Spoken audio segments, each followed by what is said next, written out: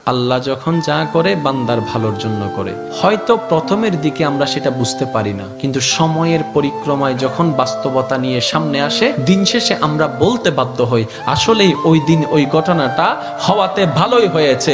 আল্লাহ কখনো বান্দার ক্ষতি চাই না। আল্লাহ যদি ক্ষতি চাইতেন সকালের নামাজ না পড়ার কারণে কান্না করে দিতে পারতেন, যদি আল্লাহ ক্ষতি চাইতেন দুপুরে নামাজ না পড়ার কারণে ল্যাংড়া করে দিতে পারতেন। আল্লাহ সেটা চান না। আল্লাহ চাই বান্দার সব সময় ভালো। আর মা তো দেখেন জন্ম দেওয়ার কারণে সন্তানের তো অপরাধ করার পরও মা সন্তানের প্রতি কতই ভালোবাসা, কতই মায়া, বাবার কাছ থেকে সন্তানের পিঠকে বাঁচাই ফেলছে, এরকম হাজারো মা আছে ওই মায়ের জন্য। কিন্তু আল্লাহ পাক রব্বুল আলামিন বান্দার উপর কতটুকু ভালোবাসে দিয়েছেন সেটা আমরা বান্দারা বুঝতে পারি নাই বলে শয়তানের ফাঁদে বারবার পা দিয়ে আটকাই যাচ্ছি। মনে রাখবেন, মনের মধ্যে কথাটা বসাই ফেলবেন, আল্লাহ যখন যা করে বান্দার ভালোর জন্যই করে। একদিন না একদিন সেই ভালোটা আপনার বিবেকে এবং মনে প্রমাণ হয়ে সামনে চলে আসবে। আমি বুঝাতে চাচ্ছি আমাদের সাথে সবচেয়ে কানেকশন কার বেশি ভালো থাকতে হবে? বান্দা হিসাবে আল্লাহর, উম্মত হিসাবে নবী রাহমাতুল লিল আলামিনের। এখানের ভিতর যে কেউ চাইলে জীবন সাজাই ফেলতে পারবে। আমি বলছি যে কেউ, anybody, you can do it, not impossible. Because impossible শব্দটাকে যদি একদম ভালো করে গভীরভাবে দেখেন, সেখানের ভিতর আপনি আশ্চর্যভাবে একটা জিনিস দেখবেন। ইম্পসিবল একটু যদি ডিফাইন করেন, ভাগ করেন, দেখবেন I am possible. Impossible, possible কে আলাদা রাখেন, আই এম কে আলাদা রাখেন। I am possible. ইম্পসিবল শব্দটাই আপনাকে জানান দিচ্ছে আমি অসম্ভব নই, যদি রবের রহমত থাকে আমি তোমার জন্য সম্ভব। বিদেশে যাওয়ার আগে আপনার এলাকায় দেখেন টিকিট চলে আসছে, ভিসা চলে আসছে, টিকিটের টাকা নাই। অনেক ছিল, কেমনে কেমনে টাকার ব্যবস্থা হয়েছে, সে বিদেশ চলে গিয়েছে। এখানে অনেক ব্যবসায়ী আছে, ব্যবসা শুরু করার সময় সেই পরিমাণ টাকা ছিল না, কেমনে কেমনে ব্যবসা শুরু হয়েছে। এটা কেমনে কেমনে? রব বলে এটা কেমনে কেমনে নয়, একটু আমার দিকে তাকা, এমনে এমনে এমনে এমনে এমনে এমনে। তাহলে আপনার কাছে যদি আপনার রব থাকে, আপনার টেনশন কি? আপনার দুই নম্বরই করার তো কোনো দরকার।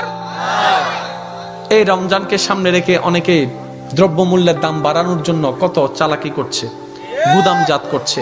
আমি তাদের উদ্দেশ্যে শ্রদ্ধার সাথে একটা কথা বলবো, ভাইয়া জীবনে হয়তো অনেক করেছেন, আপনি এই কারণেই করছেন 2টা টাকা 5টা টাকা লাভ বেশি হবে। তো এই সেক্টরে না হয় আপনার 10,000 টাকা 10 কোটি টাকা লাভ হলো, অন্য সেক্টরে যদি 20,000 কোটি টাকা খরচ হয়ে যায় তখন কি করবে? কারণ জগতের মানুষ সবাই জানে যে অন্যের জন্য গর্ত করে সে গর্তে সে নিজেই পতিত হয়, এই কথা নিয়ে কারো কোনো দ্বিমত নেই।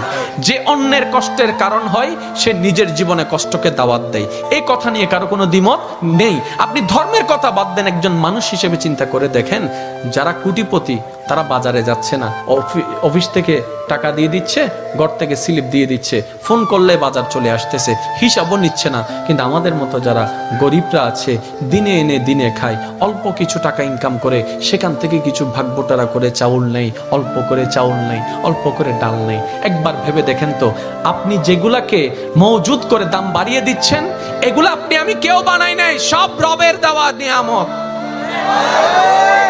আমরা ধান রোপণ করেছি, ওইটাকে ধান বানিয়ে দিয়েছেন রব। আমরা বীজ বপন করেছি, গাছ বানিয়ে দিয়েছেন রব। আর একটু জোরে বলেন না সুবহানাল্লাহ। আমরা যেগুলা গুদামজাত করছি সব রবের দেয়া নিয়ামত, আর রব দিয়েছেন শুধু তার বান্দাদের জন্য। এবার আপনি আমি যদি সে বান্দাদের কাছে খাবারটা পৌঁছানোর জন্য একটা দেওয়াল হয়ে দাঁড়াই, রবের কাছে আপনি আমি আসামি হয়ে যাব। আমি শ্রদ্ধার সাথে বলবো, আপনার যা দরকার আপনার রব আপনাকে দিবে, আপনি শুধু অন্তর থেকে সবার কাছে খাবারটা পৌঁছায় দেন।